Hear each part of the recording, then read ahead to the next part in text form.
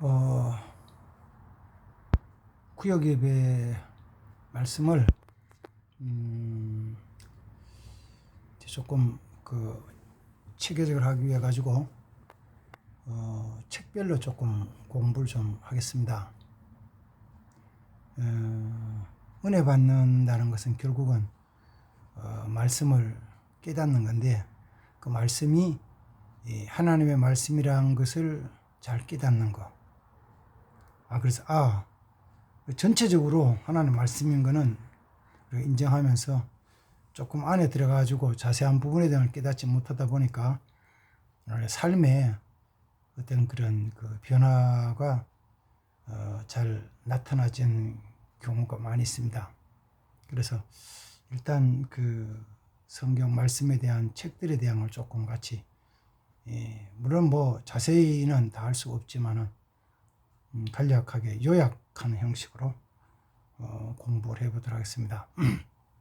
오늘 창세기에 대한 걸 좀 같이 살펴보려고 그러는데, 말씀은 할 수 있으면은 읽으면 좋죠. 읽으면 좋은데, 창세기는 시작하는 책이니까, 첫 책이니까 1절부터 시작해가지고 한 8절까지만 좀 보겠습니다. 8절까지 보면은 이제 둘째 날까지니까 보겠습니다. 태초에 하나님이 천지를 창조하시니라.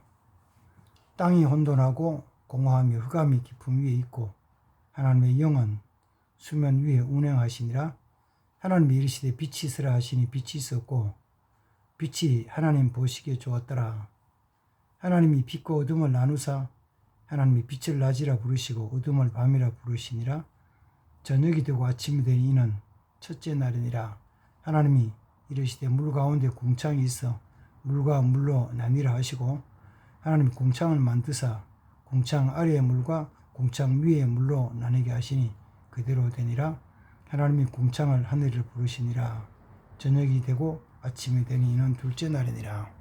이제 이어서 셋째 날, 넷째 날, 다섯째 날, 여섯째 날까지 이 창조에 대한 기록이 1장에 기록되어 있습니다. 그리고 2장에는 이제 하나님이 사람을 어떻게 만드셨느냐에 대한 부분 말씀해 주고 있습니다. 창세기는 성경 제일 앞에 있는 5권, 창세기, 출애굽기, 레위기, 민수기, 신명기, 이 5권의 제일 앞에 나온 것이죠. 요걸 뭐라 그러냐면은 이 5권을 모세 오경이라고 그래요. 모세 오경. 모세 오경이란 말은 모세가 이스라엘 백성에 주신 5가지의 경전이다 하는 뜻이죠. 오경, 5가지 경전. 그 중에 이제 제일 앞에 나온 것이 창세기인데, 창세기에서는 이제 말 자체로 창세기, 창조하신, 이걸 이제 보통은 그리스어와 라틴어에, 라틴어는 게네시스라고 말하고 영어로는 제네시스라고 그러죠. 제네시스.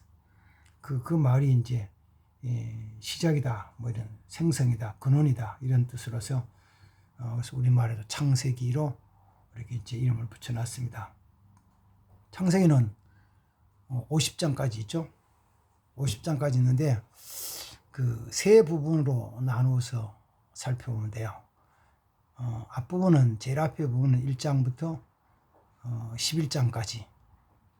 거기는 세계 창조, 하나님의 창조와 인간의 역사인데, 역사를 나중에 기록하고 그 다음 여러 다른 역사와 섞어서 다른 역사 비교해서 하는 역사 말고 그 앞에 역사를, 그래서 때로는 원 역사는 원래 뿌리 되는 원 역사. 창세기 1장부터 11장까지는 인류의 원 역사에 대한 걸 기록해 주고 있어요. 그래서 거기가 어디까지냐면 노아의 후손이 쭉 지나서 아브라함 때까지. 보통 이 기간을 한 3,500년 정도로 이제 예상을 하죠. 2,500년 정도, 2,500년 정도.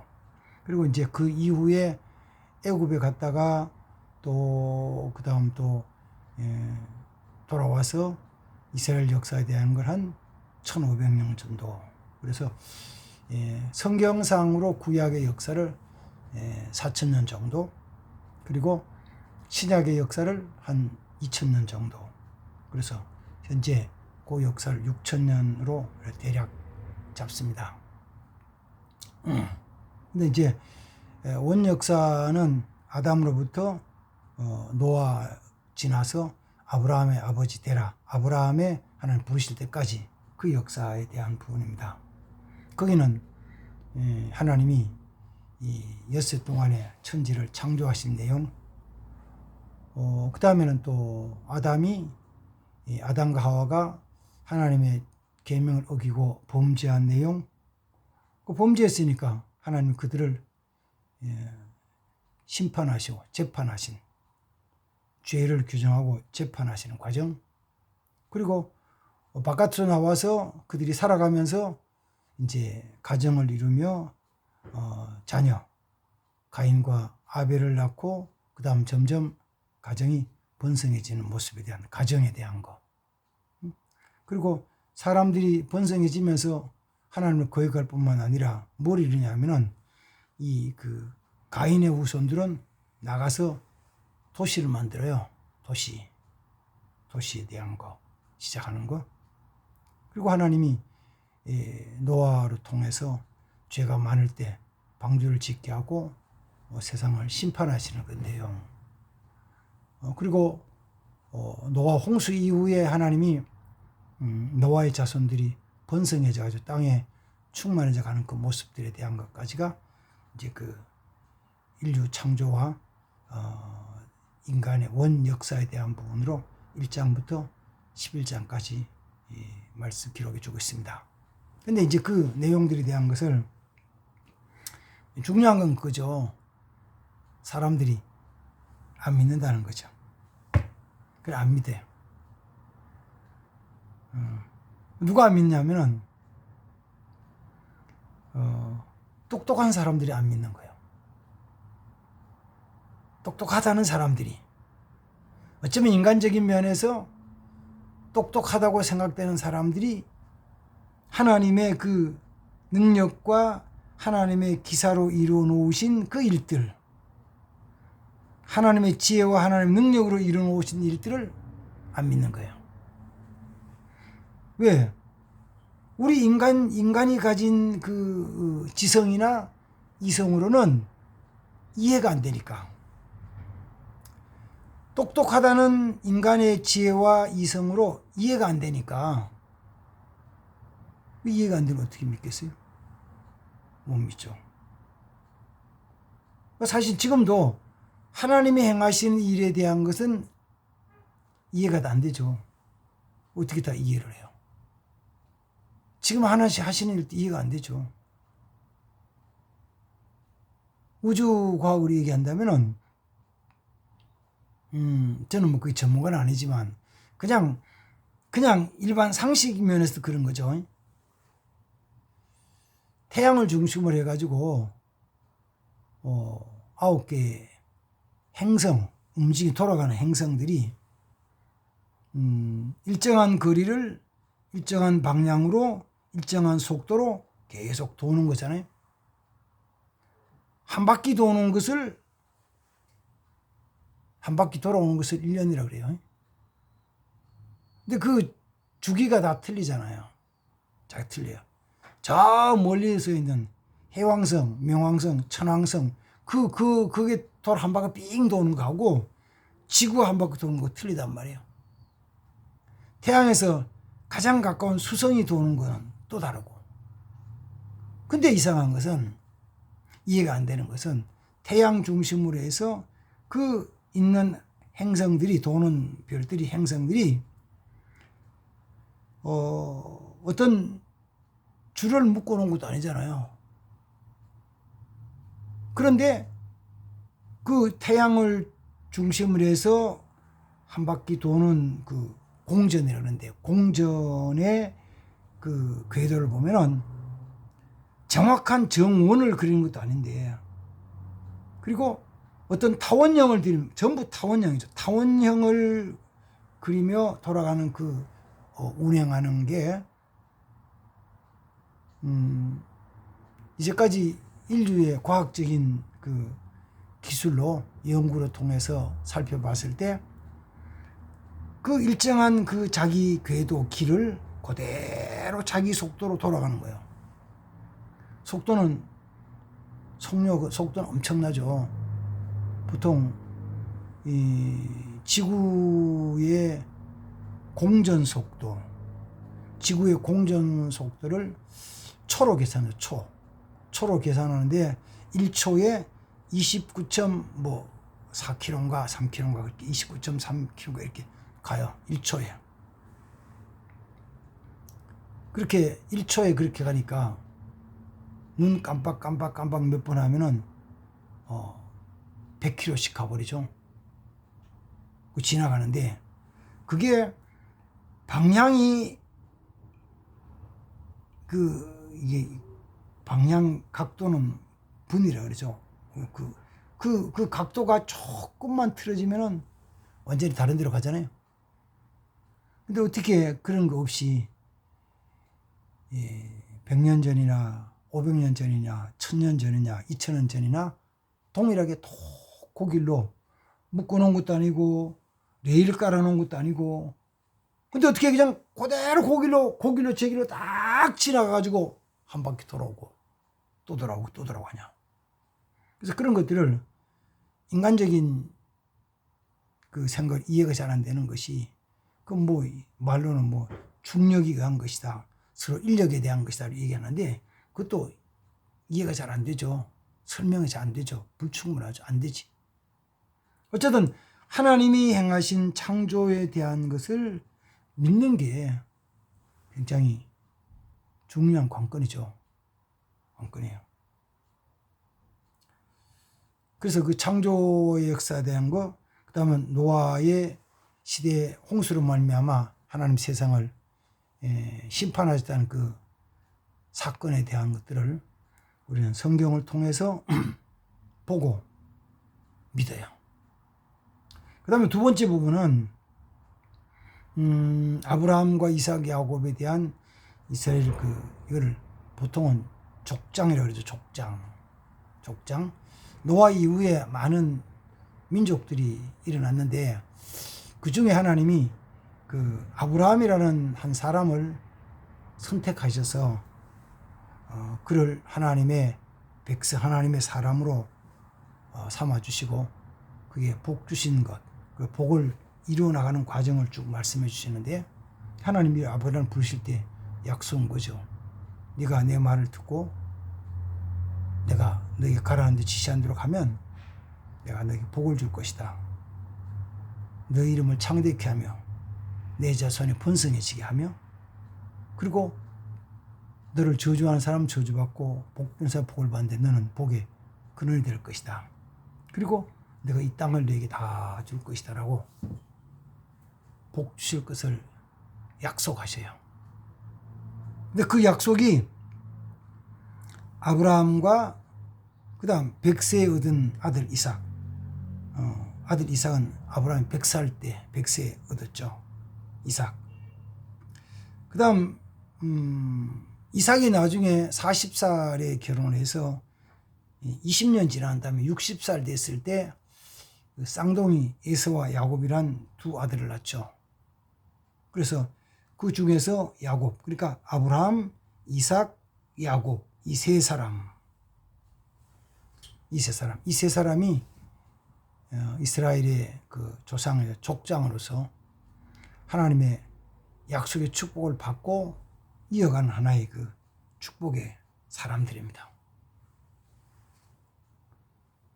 하나님은 아브라함에게 복을 약속하셨고 이삭, 야곱, 그리고는 그 세 사람에 대한 부분을 물론 영적으로 해석하면서 축복의 근원이 되는 아브라함, 이삭, 야곱하고 그다음 그분들에 대한 것을 이제 또 해석을 할 때는 아브라함은 성부 하나님에 대한 상징, 이삭은 성자 예수님에 대한 상징, 야곱은 성령 상징, 뭐 이렇게 여러 가지 상징적으로 영적 해석을 하기도 합니다만, 어쨌든 하나님이 아브라함, 이삭, 야곱을 통해서 이스라엘 백성들에게 복 주시는 약속의 말씀을 하셔서 그들의 삶을 통해서 하나님이 어떻게 그들을 이끌어 가시고 어떻게 그들의 삶을 보호하시고 복을 주시는 과정에 대한 걸 하나씩 하나씩 말씀해 주시면서 이게 하나님이 선택한 사람들에 대한 축복이다 이렇게 말씀합니다. 축복이다. 그들이 이스라엘의 선조 조상들이죠. 조상이에요.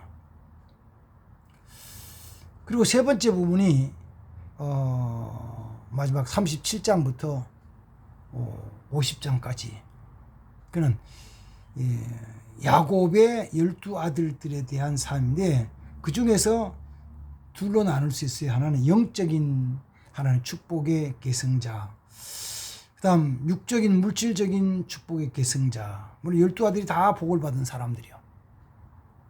근데 영적인 면에서 하나님이 사랑하시는 자는 누구냐면은 그 야곱의 아들 중에서 넷째 아들인 유다, 야곱의 12아들 중에서 네 번째 아들인 유다. 유다가 영적인 축복을 받아서 하나님 그에게 뭘 주냐면은 모든 자들 위에 다스릴 수 있는 왕권 중에서 상징적인 것이 뭐냐면은 그 홀이요. 옛날에는 홀이라고 그랬죠. 요새는 또 성경 규라고 그래. 규. 지휘봉 같은 거. 그 장군들에게 주는 그 지휘봉 같은 게 지휘대 상징. 그거. 유다에게 주세요. 그 요셉에게는 물질의 복을 줘가지고 많은 백성들, 애굽 사람뿐만 아니라 형제뿐만 아니라 많은 민족들을 먹여 살리는 그 일을 하게 하세요. 축복받는 사람들이죠. 근데 그 일을 어떻게 이루냐? 왜 하나님이 유다일까? 왜 하나님은 야곱일까? 그럴 때 왜 하나님이 유다에게 복을 주셔서 이스라엘에 나중엔 그들이 더 많아지고 민족이 나라를 이루었을 때 그 나라 가운데 왕권을 이어갈 사람, 왕권을 가질 사람은 유다 자손으로 이렇게 복을 주셨을까? 그럴 때 유다는 자기 백성을 책임지는 책임감이 있어요. 자기 형제를 책임지는. 심지어 어디까지 가냐면은 내가 그들을 위해서 내 목숨도 내놓는다. 그건 똑같이 예수님이 십자가에 피 흘려 돌아가시면서 자기 백성들을 위해서 대속 제물이 되신 것처럼 유다도 뭐냐면은 아버지의 그 마음을 상하지 않기 위해서 아버지를 공경하는 마음에서 그 요셉이 베냐민을 가지고 형제들 시험할 때 내가 이 아이 대신에 당신의 종이 되어서 죽을 때까지 종을 있겠으니까 이 아이를 낳아주십시오. 용서해 주십시오라고 자기를 희생하고 헌신하는 게 그건 이제 어쩌면 죽음의 자리를 가는 거죠. 죽음의 자리. 그래서 그 유다를 자기 자신이 희생하는 것을 또 축복해서 왕권에 대한 것을 확실히 해줘요. 약속해 주십니다. 요셉은 그 아버지 야곱으로부터 사랑을 많이 받았죠. 사랑받은 아들이죠. 사랑받은 아들. 근데 이 요셉에게서는 뭐가 있냐면 아버지 사랑을 받고 살아가면서 그에게는 하나님이 주신 꿈이 있어요. 근데 꿈을 하나님이 꾸게 하셨고 그 꿈을 자기의 그 삶의 그 어떤 목표, 자기의 어떤 비전으로 삼게 하고 그걸 위해서 자기는 많은 고난과 연단을 겪어요. 그래서 그 연단, 그 요셉도 결국은 어느 연단이냐면은 죽음에까지 들어가는 연단을 받고 연단 후에 하나님 그에게 온 가족들 또 온 백성들의 축복의 통로로 사용해 주십니다. 그래서 이제 아브라함, 이삭, 야곱 그리고 12 형제 이스라엘 큰 나라 백성이 일어나가는 과정 속에서 이들을 어떻게 하나님이 번성하게 커가게 하느냐, 축복을 주시느냐에 대한 과정에 대한 것들을 창세기에서 보여줍니다. 그리고 이제 그 창세기 끝은 그들이 하나님께 더 큰 은혜와 더 큰 복, 더 번성케 하시기 위해서 가나안 땅에서 그 요셉으로 인하여서 애굽 땅에 들어가 살게 하는 그 애굽 땅에 가서 살게 하는 것까지가 이제 창세기의 끝입니다. 창세기 끝이요. 우리는 여기서 뭐냐면 이 모든 것들은 하나님이 역사하시는 과정이다. 하나님이 행하시고 있다. 그래서 우리가 알 수 있습니다. 처음에 말씀드렸듯이 그래서 이 모든 성경 말씀이 하나님의 말씀이라는 것을 믿고 이 말씀하신 대로 하나님 말씀하신 대로 이루어졌다는 것을 믿고 또 앞으로도 하나님이 복 주실 자에게 복을 주시며 하나님 심판할 때 심판하시면서 하나님의 역사를 이루어 나가신다는 것을 하나님의 역사하신다는 것을 믿는 그 삶, 그 삶이 창세기에서 배워야 될 말씀드립니다. 그래서 우리 창세기는 어떤 그 사건을 중심으로 기록이 돼서 읽기는 어렵질 않아요. 쉬운데 이제 이렇게 좀 나누어서 창조와 인류의 원 역사, 그 다음 아브라함부터 야곱까지의 그 이스라엘 선조들에 대한 역사, 그리고 야곱의 아들들에 대한 것과 요셉을 통한 하는 축복에 대한 그 형제들에 대한 것 같이 나와서 살펴보았습니다. 그렇게 정리를 하시고 창세기를 보면은 조금 더 이해하기 쉽고 조금 더 마음에 새기기 쉽습니다. 그렇게 같이 공부해 주시기 바랍니다. 다음 주에는 그 출애굽기에 대한 말씀 같이 정리를 해 보도록 하겠습니다. 감사합니다.